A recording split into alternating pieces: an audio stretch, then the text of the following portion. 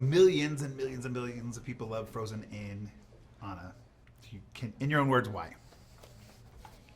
Wow, it's hard to articulate why people love Frozen because I don't really know. I mean, I'm biased because we spent a lot of time on the first film and the second building a story we felt was important enough to say, to put on screen. And we tried to make it about real problems, acknowledging that kids can see complexity and struggle and suffering and relate to it. But then we have to sort of reduce all of it to a kid-appropriate film. But I think maybe that's why. I think when kids saw it, the first one, they saw how Elsa was struggling being shy and vulnerable and really powerful. That's hard to reconcile when you feel both those ways.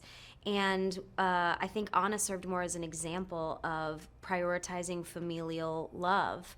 And I think they're going to love the second one for those same reasons. We deal with some pretty complex storylines, and they're easily understandable for kids, but they're ideas like, what do you do when you're out in the world? Who are you? What drives you? What's your passion? And what happens when you find out that the history of your family, maybe your family didn't behave in the ways that you think are most appropriate? What do you do? Do you try and learn from history, and how do you act now? And where do we find Anna at the top of Frozen 2? At the top of Frozen 2, everything is perfect in Arendelle, which means very shortly we're going to pull up the rug from under you. Everything is nice and everyone's content, and we sing a song called Some Things Never Change, which is obviously a little tip of the hat because everything's about to change. Because Elsa starts to hear a voice, and no one else hears it, it's a calling, and she really believes that it's calling her to tell her something about why she is the way she is. So our whole family, Kristoff, Sven, Olaf, Anna, Elsa, set off on this pretty epic adventure that's pretty dangerous beyond Arendelle. They go into this enchanted forest. They meet a whole bunch of new people, and they learn some histories about they learn some facts about the past that threaten the future of their kingdom. That voice causes Elsa to venture into the unknown and Anna to follow. Can you tell me why?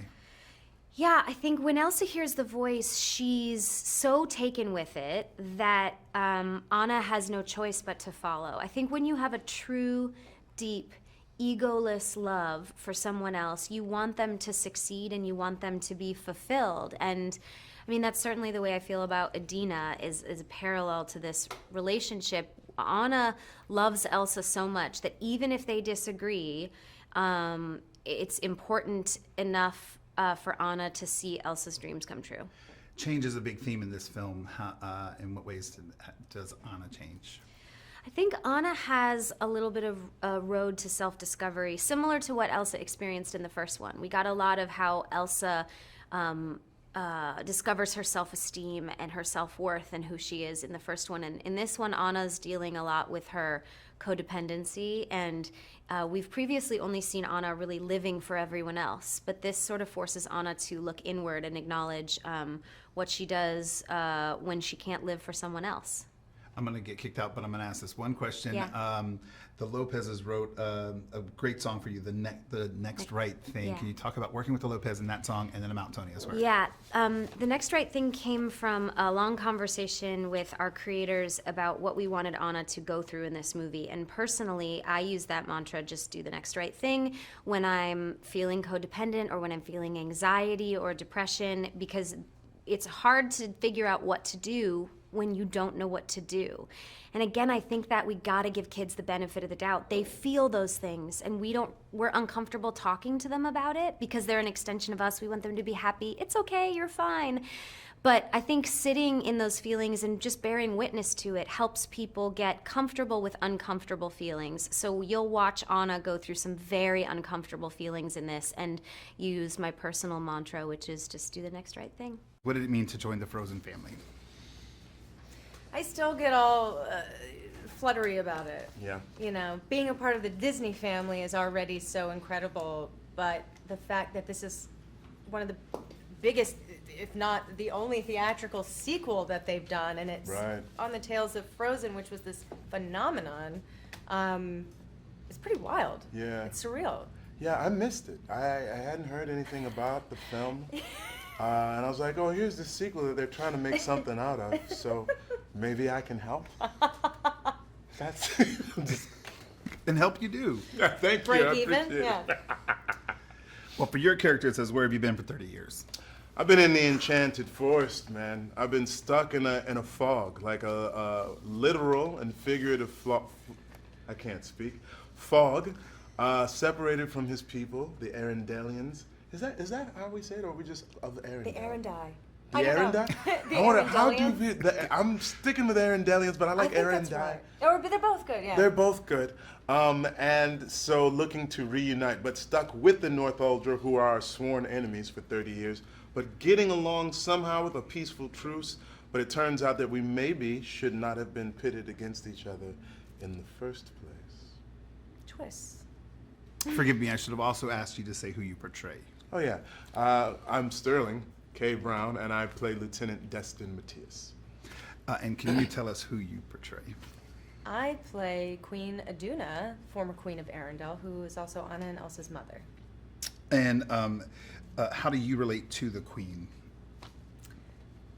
Well, I'm a mother. She is the queen. And I am a queen. Queen mother. You know. But you know, she's a little like Elsa in the way that she's got a very guarded interior life that she doesn't share with everyone, but she's full of mysteries and a past which we learn more about in Frozen 2. And she just fiercely loves her children. She's willing to make the ultimate sacrifice for them. So. And Sterling, can you talk about the special friendship between Matthias and Anna? Well, I think it's really sweet that he sort of helps her connect with her past and sort of understand that, like, you know, when you're not sure about what to do, when you have, you know, your compass is not clear about which direction you're supposed to go, you just do the next best thing, right? That's something that he's able to share with her about missing his father and missing his home. He's like, how do you now move forward from that sense of loss? You know, you take a deep breath, you put one foot in front of another, and you do the next best thing. And there's an amazing lullaby in the song. Can you talk about working with the Lopez and that lullaby in My Last Minute? Yeah, it was a dream come true. I've been singing Disney lullabies to my son since he was a baby. Baby Mine, La La Lu, you know, all the classics. And so when I found out not only did I have a song, but it was a lullaby, it was just like the greatest gift. And they've done such a good job at matching the songs from the first film, if not surpassing, which I don't know how they do. Right. And it really sets up the film. It's a beautiful story, and I could hear, you know, parents singing this to their children for generations to come. So I'm stunned, honestly. Do you have a good 30-second soundbite of why people love Olaf so much? You know, I think that the reason that people connect with Olaf so much is that if you're a child, you relate to him instantaneously. But all of us have that quality that is the child at heart.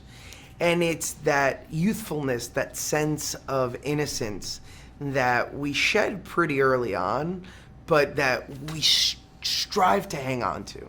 And I think Olaf reminds us all of that. It reminds us that the world isn't just cynical, that there is another perspective out there that is just optimism imbued. Yes, nice. And what's new for Olaf in Frozen 2?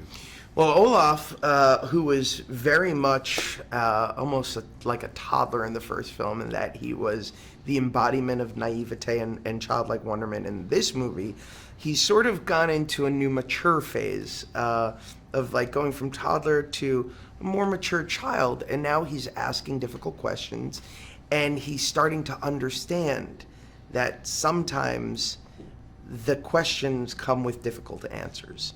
And so he's on this journey of self-discovery like Anna and Elsa and Kristoff. Change is a big theme in this film, and Olaf is worried, and how are his fears addressed? Well, right up front in the movie, Olaf looks at Anna and asks her, before they break into a wonderful new song by Bobby and Kristen called Some Things Never Change, why can't things always stay the same? And he realizes that just like the change of the seasons, change comes to us all. People get older, people look different, people act different, The world makes decisions that sometimes you have to grapple with. And so for Olaf, it's trying to put those pieces together with a mind that is new to the world. Olaf finds himself alone in the enchanted forest. What's happening in there? So Olaf has a moment where he is off wandering into an enchanted forest in which he comes across some very strange occurrences. A little bit of a haunted forest is more like it. And he has to take a deep breath and remind himself that this will all make sense when he's older, which is his new wonderfully hilarious song, again written by Bobby and Kristen. And whereas In Summer was sort of the reflection of a character who didn't understand that there were consequences in life, this is more of a song that's about the world is crazy, I recognize that, but maybe I just have yet to figure out why it's so insane. We also meet a character called Gale. Can you talk to us about who Gale is? Gale is the wind spirit. She is very frivolous. She has a lot of power, but is also very lovable and takes to Olaf, it seems like. She is the first spirit we meet along the way, and she's one that always seems to tickle Olaf's fancy. They say in theaters, send them out humming. What song do you think people will walk out humming? I woke up this morning, the day after the premiere of this movie, already singing Into the Unknown. I want to apologize to parents now. We've done it all over again, and I'm so sorry. I know, because I've got 2 kids. It's going to be a long haul. In a 30-second soundbite, can you tell us why millions of people love Frozen and your character? I think people love Frozen because it's like all the things that you love about a Disney fairy tale, but inverted. And so that goes to the fact that like the true love in the first movie is between 2 sisters.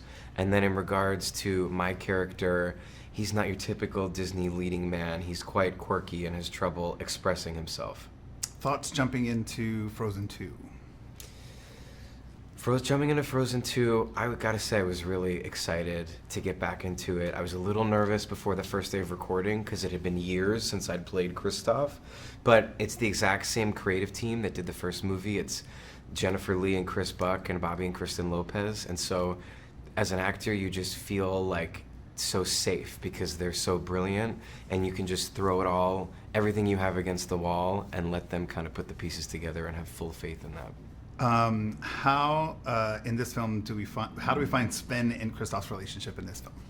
Sven and Kristoff's relationship in this film is a little bit different because Sven is really clued into Kristoff's desire to propose to Anna, and so Sven with Kristoff is like really putting a lot of stock and hope into this proposal, and when the proposal ultimately happens, Sven gets very emotional, like a really, really good best friend would, which I found really sweet when I watched the movie last night. The fans get what they want in this film from Jonathan Groff because he delivers a huge, big musical number. Yes. Talk to us about Lost in the Woods. Lost in the Woods is a surreal 80s jam fantasy that Kristoff launches into about halfway through the movie. From the beginning, he's trying to propose to Anna. He's feeling awkward about it. He doesn't know how to express himself. And then with a little encouragement from Sven, he really lets loose in the number and figures out how much Anna really means to him and how much he really wants this proposal to happen. The Lopezes, working with the Lopezes, talk to us about that. The Lopezes can't write a bad song. And so it's even more impressive to me that they're so committed to storytelling because they could just turn out earworm after earworm because they continue to for their entire career. But what I really respect and admire about them is they're not writing a song just to write a great song. They get really invested in the story, they get really invested in the characters, and all of the songs that they write or have written for this film are really embedded to the storytelling of the movie and the storytelling of each character's arc. So you're getting a really dramatic song and an earworm at the exact same time. Love those earworms. Jennifer Lee, Chris Buck. Jennifer Lee and Chris Buck, I have to say, when I saw them on stage winning the Oscars for the first movie, I found it so emotional, because it's like when you have really good friends in life and you know that they're just really great people in their heart through and through, and you want to see those people succeed. And when they're standing there holding those Oscars, I was like, the good guys won. That's what I kept thinking. And they're also just brilliant creative minds, and to see what they've put into Frozen 2 and how much of themselves and how much of their lives and how much they've sort of given to the audiences by putting so much of their heart and souls into Frozen 2 is a real gift to everyone that watches it and everyone that has worked on it. Last thing, since you're from the theater, well, right now at least, Yeah. they say send them out humming. What are people going to walk out of the theaters humming? Into the unknown. Into the unknown. I can't get out of my head. Ah, it's like just like constantly on a loop. So why does Frozen need to be told with song? Well, I think song is best told. I mean, an emotional story, really anchored in characters and anchored in their struggles together, shines through song. And this is a relationship story about a family, and so I think it lends itself to that. How do you tell a Frozen story without snow? Well, you've got Elsa. So if you don't have snow in the landscape, she can create snow wherever you want it. And so we did it, in autumn this time. Can you describe the song Into the Unknown and what it brings to the film? I think Elsa hears a calling, and she first tries to shut it out, but there's no denying it. It's dangerous for her to accept the call, but ultimately it starts the whole journey. Jen, can you explain how you approached the myth of what Elsa and Anna's story? Yeah, in doing our research, we started reading a lot about mythic figures and how they are magical, and the world relies on them, they carry the weight of the world, and that sounded like Elsa. And of course, we know the fairy tale character who is not magical and who endures incredible struggles and perseveres, and that's Anna. And we realized we had a myth and a fairy tale running side by side, and putting the two in this with the sisters was just it just really felt like them. I like that, myth and fairy tale. Chris, change is a big theme for the film. How does change affect our characters? Change affects all of them. They have to dig really deep to a place that perhaps they've never been before to sort of survive these challenges that we throw at them, but they all come out so much stronger in the end. Hard-hitting one, Peter. Olaf is loved by so many. Why do we love him, and what happens to him in Frozen 2? Well, he brings a lot of comedy, obviously, but he also brings a lot of sincerity. Just like children, they can often be very profound in being straightforward in how they see the world, and I think we can relate to Olaf. His change is he also is growing up just like the others. So he's learned to read, and he's a great trivia buff. Sponge, soaking it all in. Jen, Kristen Bell and Idina Menzel have returned. What do they bring to these characters? Well, in so many ways, they embody the essence of Anna and Elsa, or I should say, Anna and Elsa embody the essence of these two extraordinary women. Kristen really helped shape Anna in terms of as you struggle through hardships and how you persevere.